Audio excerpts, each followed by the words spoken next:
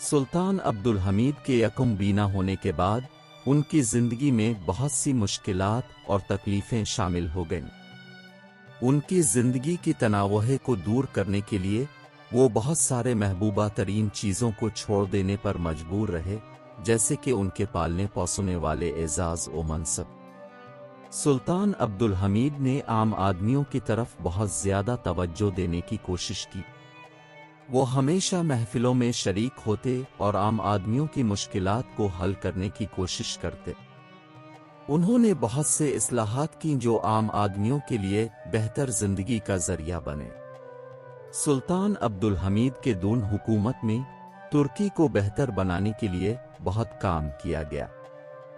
उन्होंने अवामी आबादियों की खिदमत के लिए बहुत से प्रोजेक्ट्स शुरू किए, जैसे कि सड़कों, दुकानों, स्कूलों और कॉलेजों की तामीर,